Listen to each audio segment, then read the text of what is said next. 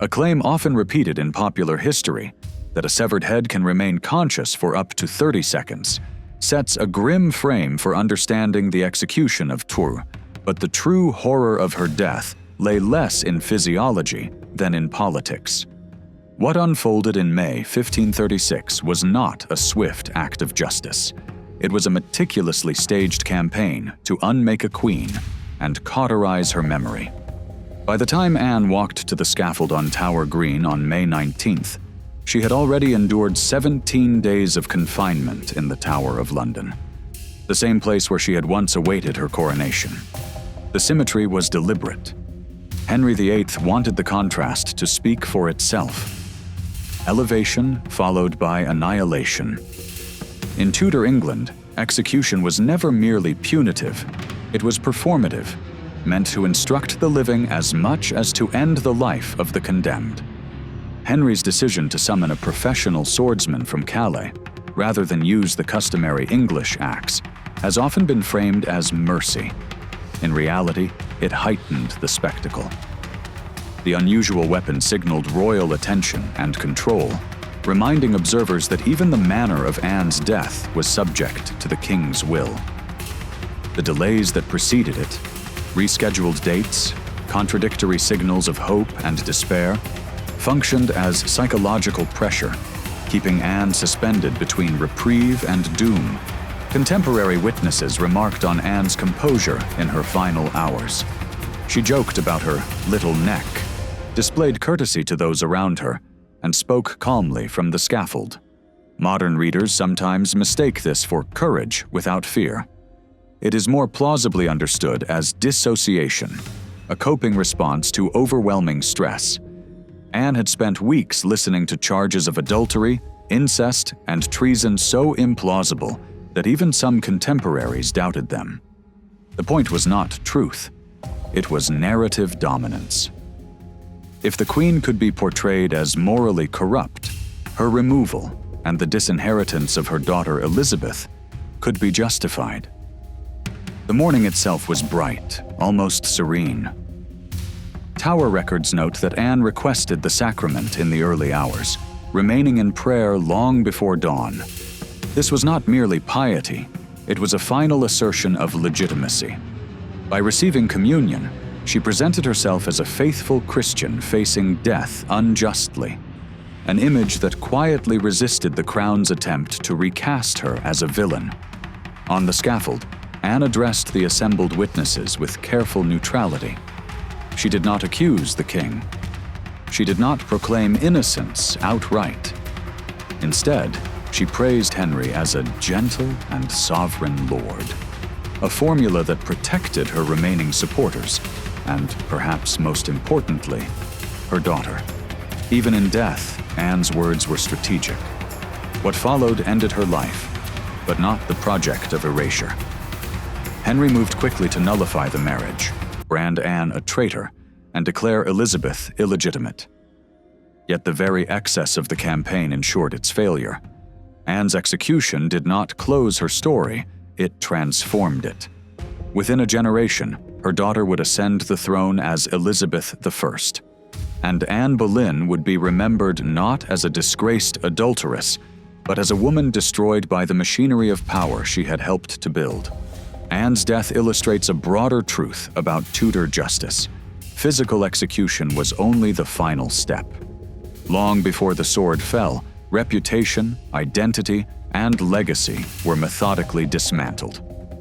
The terror lay not just in dying, but in being rewritten. And in Anne Boleyn's case, in the fact that history ultimately refused to accept that rewrite. Anne's physical posture in those final seconds mattered more than is often acknowledged. Unlike the English method, neck stretched forward over a block, the French technique required Anne to kneel upright, back straight, head aligned by trust alone. She could not see the blade. She had to believe that the executioner would strike cleanly and without warning. This was not mercy. It was control. The entire ritual depended on her obedience at the moment of death. Witnesses noted that Anne asked the executioner directly if he would be quick. He assured her that he would, holding up the sword as proof of his skill. Only then did she allow herself to be blindfolded. Accounts differ on whether she was blindfolded at all, but several agree she closed her eyes deliberately, clasping her hands in prayer. Her final spoken words, "Jesus, receive my soul. O Lord, have mercy on me," were not theatrical flourishes. They were the last assertion of agency left to her, how she would meet death. The swordsman did not strike immediately. That pause, seconds that must have felt endless, was part of the ordeal. Anne was trained to expect death without warning, yet the delay stretched her nerves to their limit. Some chroniclers suggest the executioner called out to an assistant to distract her, ensuring she would not tense at the critical moment. If so, it worked. The blade fell swiftly. One stroke, clean. The crowd gasped, not in sorrow, but in awe at the efficiency.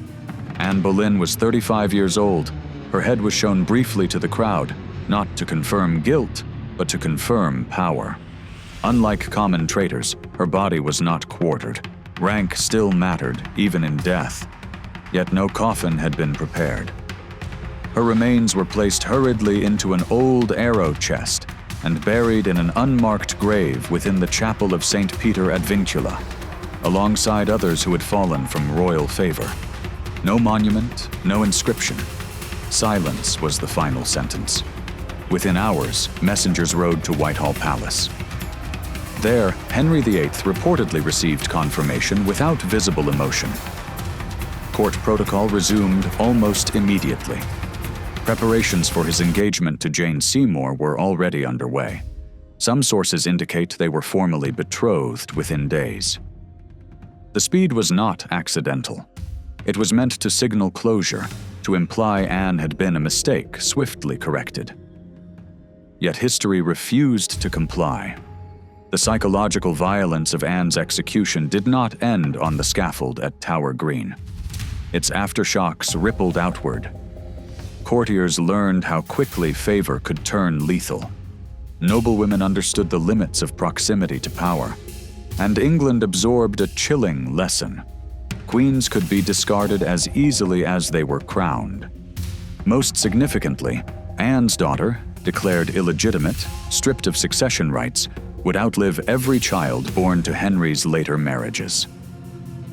Elizabeth IV would reign for 45 years, shaping England into a global power. In that context, Anne's execution reads not as the erasure Henry intended, but as a catastrophic miscalculation. The true horror of Anne Boleyn's death lies not in the sword alone, but in the system that surrounded it. Delayed sentences, fabricated charges, public spectacle, strategic absence, and rapid replacement. It was not a crime of passion. It was administrative violence, clean, efficient, and utterly ruthless. Anne did not scream. She did not resist. She did not beg. And that, perhaps more than anything else, is why her death continues to unsettle. She faced a machine designed to break her identity, and in its final moment, she denied it the satisfaction of seeing her collapse. Henry VIII succeeded in killing Anne Boleyn. He failed to silence her. This position forced Anne to remain perfectly still through nothing but discipline and will. There was no block to rest against, no physical restraint, only obedience. Witnesses recorded that her lips never stopped moving in prayer, her breath shallow, her body rigid. Beneath the blindfold, her eyes reportedly shifted, straining to catch the sound that would tell her when the blade was coming. That uncertainty, the knowledge of death without the mercy of timing, was its own form of torture, one rarely acknowledged in sanitized retellings of her execution. When the sword finally fell, it did so with chilling efficiency. By the standards of Tudor England, it was an unusually clean death. One stroke severed her head completely. But what followed is often omitted from polite historical narratives. Multiple eyewitnesses described a moment of profound horror. Anne's eyes blinking and her lips moving for several seconds after decapitation. This was not myth, but physiology. Residual oxygen in the brain allowing brief awareness even after separation from the body. Some observers believed her mouth continued forming the words of the prayer she had been reciting when the blade struck. The sight was so disturbing that several witnesses reportedly fainted, while others turned away, shaken by the sudden realization that death was not always instantaneous. No coffin had been prepared. In a final insult, Anne's ladies-in-waiting, women who had served her faithfully and now feared for their own lives, were forced to improvise. An old arrow chest was fetched to hold her severed head and body. The haste was not accidental. It reflected how completely Anne had been reduced from queen to inconvenience. She was buried quickly, without ceremony, in an unmarked grave within the Tower Chapel, as though the crown hoped that speed itself could erase her from memory. But Henry's campaign of erasure did not end with her burial. Portraits were destroyed. Her insignia was chipped from palace walls. Courtiers learned that even speaking her name could invite suspicion or punishment. The goal was not merely to kill Anne Boleyn, but to remove her from England's story altogether. To execute a legacy, not just a woman. The trauma radiated outward. Her ladies-in-waiting were required to wash and prepare her severed head, maintaining composure while handling the remains of a queen they had dressed and served only days before.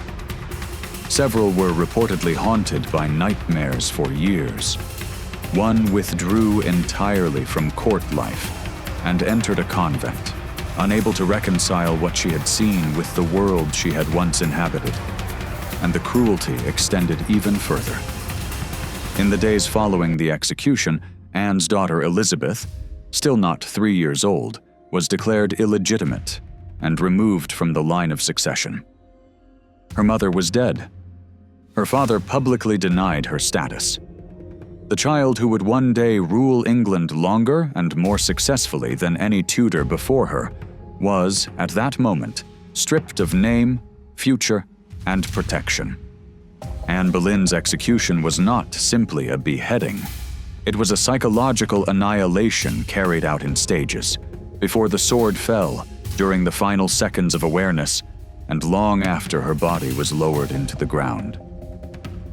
Henry succeeded in killing her. What he failed to destroy was what she left behind. Court records make clear that the punishment did not end with Anne's death. Almost immediately, her daughter Elizabeth was stripped of the status she had been born into. Her household was dissolved, servants dismissed, fine clothing removed and replaced with garments barely appropriate for a minor noble, let alone a former princess. She was left without the attendants, tutors, and protections her position had once guaranteed. The cruelty was deliberate. By degrading the child, the crown reinforced the message that Anne's bloodline itself was contaminated. Even a toddler was not spared the consequences of her mother's fall. This extension of punishment to an innocent child reveals the full scope of Tudor justice. It was never limited to the condemned. It radiated outward, consuming families, futures, and memory itself.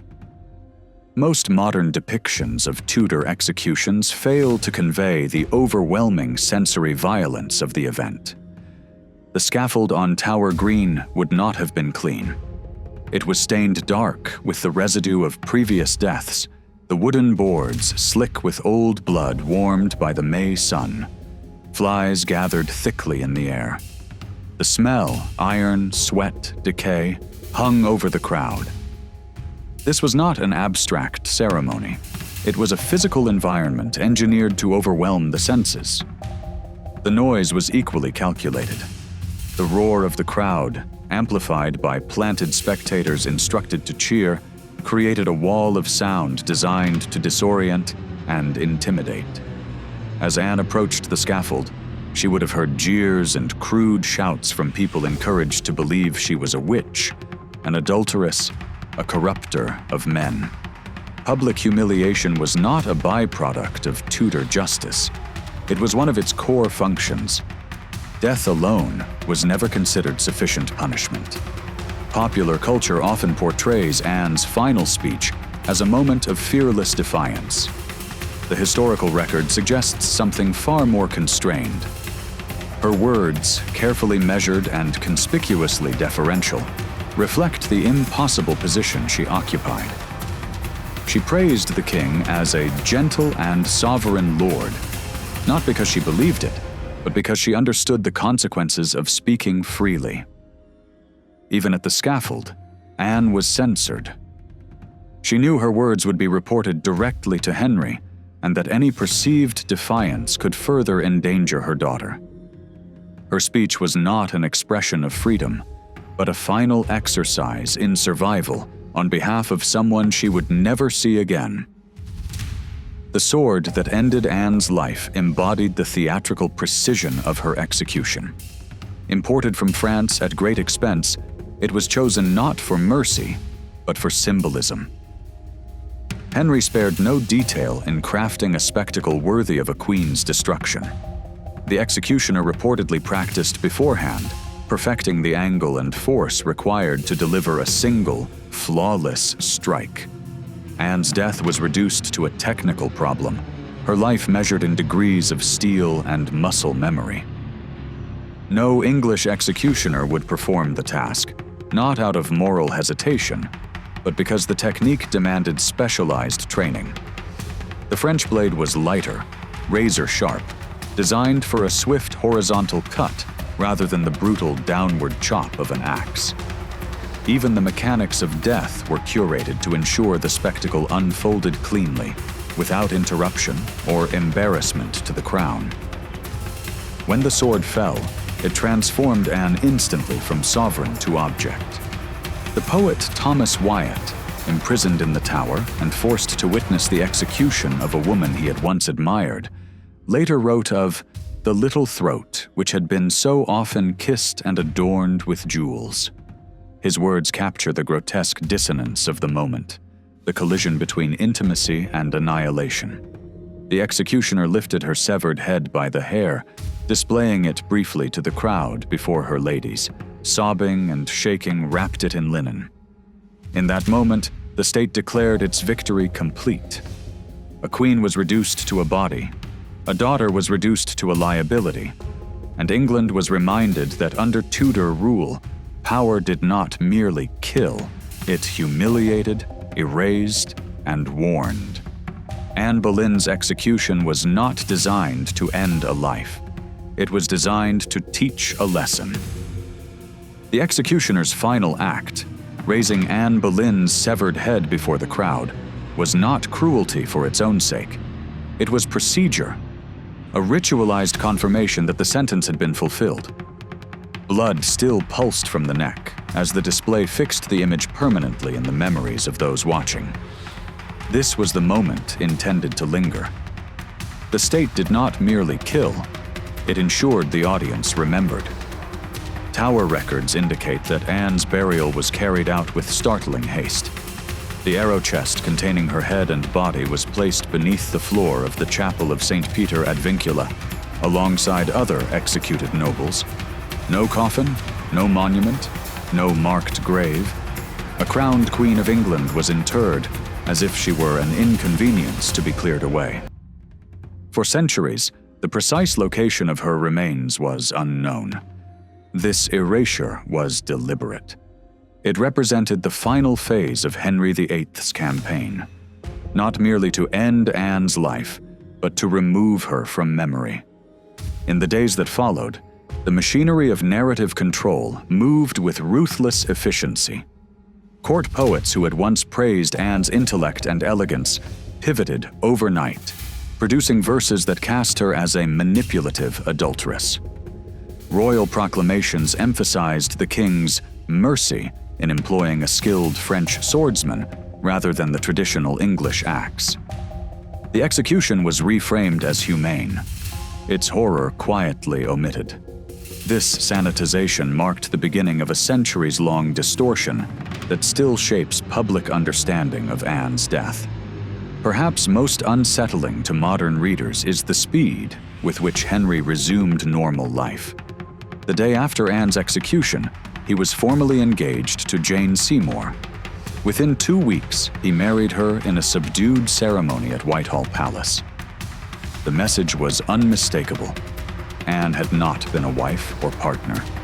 She had been a failed instrument of dynastic policy. When she did not produce a male heir, she was discarded and replaced. The emotional devastation of her death was irrelevant to the calculus of power. The psychological violence inflicted on Anne did not begin on the scaffold. For weeks beforehand, she was subjected to relentless interrogation, isolation from allies, and prolonged uncertainty.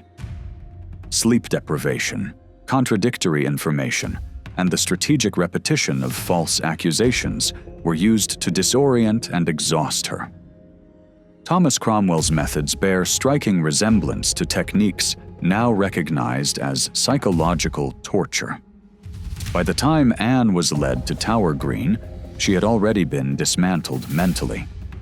The execution was simply the visible conclusion of a campaign that had begun in private chambers and interrogation rooms.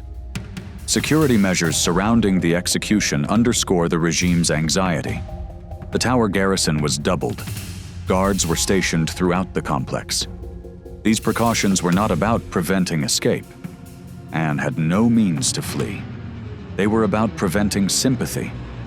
Any spontaneous act of protest, any surge of public doubt, had to be smothered before it could form. The display of force served as both insurance and warning. Resistance, even emotional resistance, would not be tolerated. Anne Boleyn's execution was not an isolated act of cruelty. It was a case study in how state power weaponizes humiliation, narrative control, and psychological destruction. The blade ended her life, but the system ensured her voice was silenced, her memory disfigured, and her legacy contested for centuries. She was not simply executed. She was erased, almost successfully. The timing of Anne Boleyn's execution was itself an instrument of power. Scheduled for mid-morning rather than the customary dawn, it ensured maximum awareness rather than maximum mercy. While Tower Green could physically accommodate only a restricted audience of nobles and officials, the tower's elevated position allowed crowds to gather outside its walls. When the execution was complete, church bells across London were rung, broadcasting the moment of death to the entire city. Anne's suffering was thus converted into a civic event. Her death was not meant to be private or solemn. It was designed as confirmation, audible, unmistakable, of royal authority. This was death as political theater, not personal tragedy. Among the most frequently overlooked dimensions of Anne's execution is the fate of her co-accused. 5 men were executed in the days immediately preceding her death, including her own brother, George Boleyn. Their convictions for adultery with the Queen served a critical legal and narrative function. By killing them first, the Crown established the alleged facts of Anne's crimes before she ever mounted the scaffold. Any possibility that their final words might contradict the official story was eliminated. This was not justice. It was narrative containment. The coordinated execution of 6 individuals convicted on essentially identical, demonstrably fabricated evidence constitutes one of Tudor England's most brazen acts of state violence. It was a purge, not unlike the show trials of the 20th century, in which guilt was predetermined and process existed only to legitimize the outcome. Evidence was secondary. Consistency of accusation was paramount. Even the physical geography of Anne's death has been distorted. Though Tower Green today bears a memorial marking the approximate site of her execution, contemporary records suggest the scaffold stood elsewhere within the tower complex. This confusion is emblematic. Anne's death has been repeatedly relocated, spatially, symbolically, and historically, to accommodate more comfortable narratives. The romanticized version found in popular culture bears little resemblance to the reality. A carefully staged campaign of psychological warfare, reputational annihilation, and institutional cruelty. The true horror of Anne Boleyn's execution lies not solely in the sword stroke that ended her life, but in recognizing it as the culmination of a systematic effort to unmake her. Her reputation was dismantled, her achievements nullified, her legitimacy as queen and as mother to a future monarch deliberately destroyed. Her existence was not merely terminated, but aggressively erased. From a modern psychological perspective, Anne's execution represents a textbook case of state-sanctioned gaslighting and public character assassination. The charges against her, adultery with multiple men, incest with her brother, conspiracy to poison the king, were so implausible that they collapse under even cursory scrutiny. Yet, through the strategic use of coerced testimony, the silencing of the accused, and total control of official narratives, Henry VIII's government persuaded much of the population that Anne's death was justified. Reality itself was manipulated until falsehood became orthodoxy. 5 centuries later, Anne Boleyn's execution continues to disturb precisely because it exposes how easily power can manufacture truth. Her death was not an unfortunate byproduct of Tudor politics. It was a carefully choreographed performance, designed to resolve a dynastic inconvenience while reshaping collective memory. The blade ended her life, but the system ensured something far worse: that her voice, her agency, and her truth would be buried alongside her. She was not simply executed, she was rewritten. The true horror does not lie in the instant the sword fell, but in how thoroughly power succeeded in rewriting reality. That is the lesson that still unsettles us today, in an age of narrative control, information warfare, and reputational destruction. Anne Boleyn's final tragedy may be that, despite Henry VIII's determination to erase her, it was her death, not her life, that became her most enduring legacy. To understand the full horror of Anne's execution is to confront uncomfortable truths about power, gender, and the construction of historical memory.